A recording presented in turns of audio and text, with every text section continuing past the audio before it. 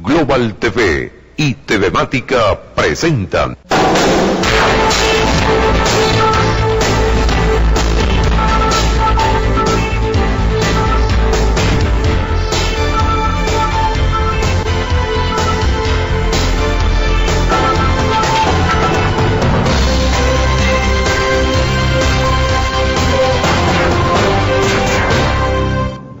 ¿Qué tal, amigos? ¿Cómo están? Bienvenidos. Bueno, no sé si ustedes, probable que sí sea un tema compartido, tengan esa modorra de no solo el trasnocho, sino el mal dormir. Aquí muchas cosas están cambiando. La gente duerme un ratico y vamos a ver, porque es una captura. Yo creo que la mayoría de nosotros somos una especie de hunters, de cazadores. Buscamos en qué momento podría llegar el agua. Entonces hay comunidades que están desveladas esperando el agua. Otras que están desveladas porque la electricidad no llega, y hay que ver lo que supone que no tengamos electricidad, un ventilador, el aire acondicionado, los alimentos que se dañan. Ciertamente el asunto es largo y tendido. ¿Cómo hacer? ¿Cómo hacer para entrar a resolver este tema de fondo? Este asunto que fue planteado por venezolanos serios, profesionales, técnicos muy calificados, oportunamente, desde hace tiempo. Recuerdo a la gente de la vieja en el BEN como advertía, hace unos 30 años, que debían hacerse inversiones importantes, y en su momento eran asuntos que quizás después cambiaron, etcétera. Y yo creo que el presidente Chávez también en su momento reconoció que había que hacer cosas, y aquí hubo inauguraciones, Termozulia 1, Termozulia 2, pero inauguraciones. Algo pasó en esos entornos que no estaba una gerencia calificada, un asesoramiento honesto, que hacía que las cosas propendieran más al beneficio de unos grupos y se fueron apoderando del dinero que no se convirtió en turbinas, en mantenimientos, en mejoramiento de plantas, ¿ustedes recuerdan cuánto se habló? No solo nosotros, mucha gente, el propio Arias Cárdenas, gobernador del momento, hizo una oferta, una licitación, entiendo, no sé si se concretó, para darle mantenimiento al cable que atraviesa, o al sistema, a las líneas que atraviesan el lago. Esa es la conexión con el sistema nacional eléctrico, la electricidad muy importante que viene del Guri, que se complementa con lo que aquí se hace en las termoeléctricas. Siempre se dijo, y pues es fácil entenderlo, que esa es la mejor electricidad, esa es la que debemos consumir siempre. Electricidad barata, limpia, que la tenemos disponible, pero la hemos perdido. Aquellas observaciones que hicieron los técnicos para cambiar las turbinas del Guri no fueron atendidas. Y entonces unos pillos convencieron al presidente entonces de hacer unas reparaciones. Entonces vinieron los enviados de los Kirnes, que ya está demostrado son unos ampones que asaltaron el erario público en Argentina, etcétera. Bueno, nos hicieron muchísimo daño. Es una especie de... es un amor enfermizo el que aquí hubo con algunos dirigentes, etcétera. Es forzar la barra para crear un sistema político regional que en algunos casos se llamó ALBA, UNASUR, qué sé yo, los grupos del Caribe. Esas pequeñas islas se consumieron muchísimos de esos recursos. Recibieron petróleo a precios excepcionales y lo revendían. El caso de Cuba, que llegó a tener 150.000 barriles diarios. Entonces, con ello se consumían, no sé, 40.000 y revendían el resto en el mercado internacional a costa de Venezuela. Y así pasó con Nicaragua, que pudo sostener un desarrollo. Ustedes, fíjense cómo se asocia. ¿Cuándo es que vienen las perturbaciones en Nicaragua? De un año para acá, que comienzan los problemas. El gobierno empieza a presionar para obtener recursos vía impuestos, disminución de beneficios sociales, etcétera. Y la gente que se acostumbró a tener ventajas de su relación con el Estado, pues reacciona, se pone bravo. O sea, quítale ahora a usted todas esas cosas de que si el anciano o persona mayor o amor mayor, las misiones no sé qué cuántas cosas, quite eso para que usted vea. Viene un impacto importante, el aumento de la gasolina. Yo personalmente he tenido muy claro siempre que esto es un crimen, mantener la gasolina así. Generaba o genera un efecto cascada de corrupción extraordinario y un perjuicio económico al país inconmensurable. Es muy grave lo que pasa con la gasolina.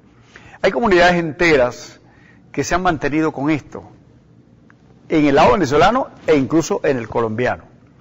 Si esto termina de implementarse, allí va a haber un impacto social en esa franja y en factores que están encumbrados, que visten de civil o no, pero forman parte de un sistema que se ha corrompido, que obtiene ventajas de una condición que el Estado ha mantenido caprichosamente, y no es un asunto chavista, eso tiene tiempo.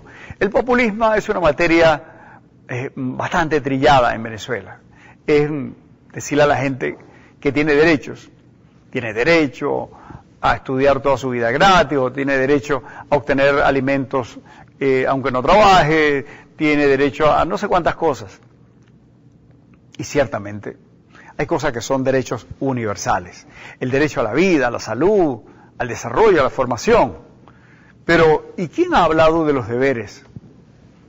¿Quién hizo énfasis en formar una sociedad, las nuevas promociones, los nuevos venezolanos, en buenos y soldados ciudadanos para dar las batallas de las dificultades y para transformar lo que aquí hay y que lo hay en abundancia, materias primas, hay una serie de condiciones en el área agrícola, pecuaria, en la minería, por supuesto el petróleo es harto conocido. Hay muchísimas cosas, pero se necesita la disposición, se necesita cambiar. Pero aquí se le dijo a la gente, vamos a trabajar menos. Eso es un tema que ya tiene tiempo. Bueno, y no se atreven a revisar que eso fue un error, que no se puede en un mercado desabastecido, en un país con debilidades estructurales en su abastecimiento, decirle a la gente trabaje menos. Y entonces se fue amodorrando la economía y el comercio, por ejemplo, los sábados casi no abre.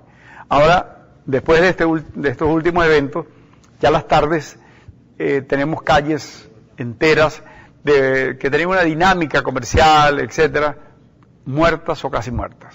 ¿Sí? Hay cosas, impresiona lo que cuentan de Caracas. Yo tengo tiempo que no voy, pero dicen que ya no hay colas. Que aquellos restaurantes famosísimos, zonas gastronómicas que se destacaron en el mundo, Venezuela es reconocida como una ciudad con una gastronomía altamente reconocida. Bueno, ya no está. Se trabaja un rato en las tardes, ya a las 7 de la noche comienzan a sonar las campanas para que la gente salga, porque es peligroso estar en Caracas después de cierta hora. Bueno, y además la gente tiene que ir a ver cómo hace para recoger el agua, y también la electricidad se está convirtiendo en un problema que ya no es solo un tema de los zulianos, porque aquellos recursos que fueron aprobados, la llamada emergencia eléctrica, ahí estaba el señor Chacón, etcétera. Bueno, ¿dónde están esos recursos? Y quizás si revisáramos la lista de los funcionarios, de aquellos señores venezolanos que han sido miembros de los gabinetes, que han estado en las instituciones, tenemos nombres muy relevantes, ya famosísimos, como este señor Rincón, que se acogió a un sistema de cooperación con la justicia de los Estados Unidos, pero bueno, para él se quedará con parte de la fortuna robada y nosotros nos quedamos con los perjuicios. Allí estarán los cómplices, siempre hay cómplices necesarios para esos hechos tan graves.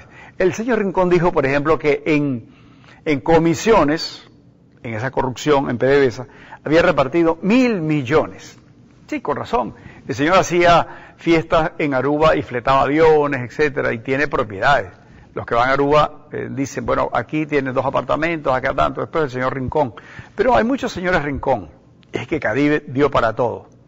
Decía alguien autocríticamente, bueno, ahí nos metimos todos. Pero sería interesante hacer una revisión minuciosa, en algún momento habrá que hacerlo, para entender qué es lo que pasó en un país petrolero de altos ingresos y que estemos en esta condición de pobreza, de carencias profundas, de gente que quiere huir. Eso no se puede tapar el sol con un dedo, no, es que algunos se quieren venir claro. Yo conocí casos en Estados Unidos de cubanos que llegaron, muy poquitos, pero se encontraron con lo dramático. En Cuba tenían una libreta y comían un poquito y tenían una ropita al año, etcétera, y podían sentarse como unos bohemios en el malecón a esperar el anochecer, porque igual no pasaba más nada. Había una libreta y con ella se iba a obtener algo para sobrevivir. Bueno, llegaron a los Estados Unidos y tenían que trabajar. ¿Qué cosa? Tener que trabajar. Tener que trabajar incluso más de lo que se establece, más de 6 horas u 8 horas. Hacer cosas que nunca antes hice. Yo tengo un amigo que aquí tenía una hacienda y un día decidió irse con la familia. Yo creo que eso hace casi 20 años, 15 años quizás. Y bueno, él no era mecánico, era el dueño de una finca y veía los tipos cómo arreglaban las máquinas, su maquinaria, y llegó a Miami y se convirtió en ayudante de un taller. Ahora tiene un taller, aprendió. Y de esos casos son muchos, porque es el trabajo, no hay otra manera. El trabajo es el que da firmeza, el trabajo es el que sienta las bases. Si no pueden ser otras cosas, los demás son valores distorsionados y distorsionantes. Es el trabajo, es la honestidad, es la ética. Son esas cosas las que hacen a una sociedad que tenga posibilidades. Y en eso tienen que pensar todos, los adultos, porque vienen los hijos atrás. Y no queremos ese país de papel que se deshace en la nada porque no hay valores. Una sociedad sin ética, donde el trabajo no sea lo más importante, sino la viveza. ¿Cómo le echo una broma a este? ¿Cómo gano, saco ventaja de esto otro? ¿Cómo gano, y más allá de lo que es racional, como comerciante, como empresario, o como cualquiera, como individuo? ¿Cómo engaño a otro? ¿Cómo invento estas cosas para jugar con la vida y los intereses de los demás? Si esa sociedad no tiene sentido. De eso se saca provecho, quizás uno u otro de los que lo hacen, de los que se atreven, pero sus hijos van a tener un futuro incierto. Ese país tenemos que transformarlo. Hay que comenzar hoy, hay que comenzar de una vez, no hay tiempo para perder, es irresponsable no hacerlo.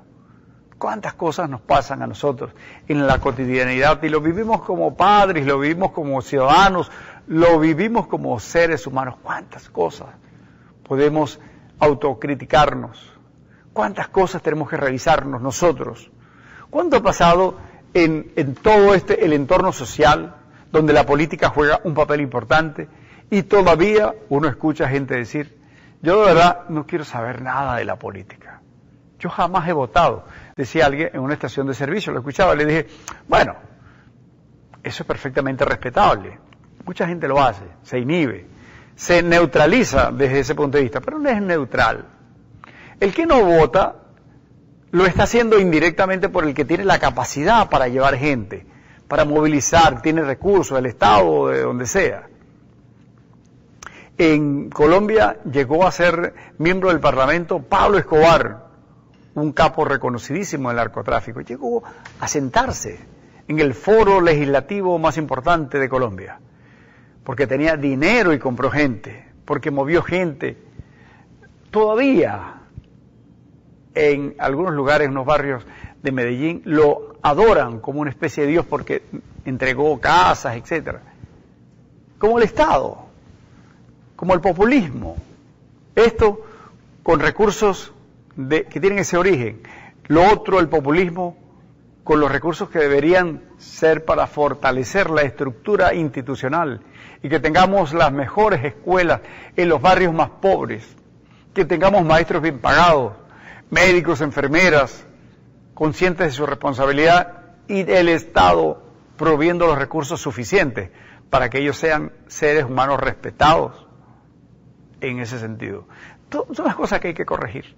Y ahí está la política como un instrumento importante, insoslayable. Aquí están tan mal las instituciones que hacerse o enajenarse de la cosa política es una gravísima irresponsabilidad. Aquí tenemos que entender que la política está determinando el resto de las cosas y que, bueno, Ojalá se pongan de acuerdo y no pueda haber este grupito por aquí, este por allá, la oposición por acá, el chavismo por acá, o dentro del chavismo unos grupos, y dentro de la oposición también una dispersión enorme. Es un archipiélago de pequeñas islas de intereses. Es que tienen que unirse, y unirse buscando eso, los valores fundamentales con los que hay que construir. Es el cemento, es la pega con lo que vamos a unir los pedacitos de este terrible rompecabezas en que se ha convertido Venezuela. Tienen que reconocer que hay gente en el chavismo que son trabajadores honestos. Los del chavista tienen que reconocer que hay una mayoría de venezolanos que no les gusta lo que está pasando y tienen que buscar una salida en el mundo civil, militar, etcétera. Hay que construir la posibilidad de que el país no se siga deshaciendo. Eso no se puede ocultar con un spot publicitario, eso no se puede ocultar cerrándole la boca al periodista o acallando un medio. Creo que favorece más a todos, al gobierno, al Estado, el que se digan las cosas con sentido de responsabilidad. Nosotros tratamos de acercarnos lo más posible a esa responsabilidad de periodistas, de ciudadanos, de seres humanos. Hasta mañana, no, ya no tenemos mañana, tenemos lunes, tenemos mañana para hacer otras cosas que ustedes no verán, pero sin duda estarán formando parte de las cosas que queremos contarles el lunes. Gracias a todos, chao.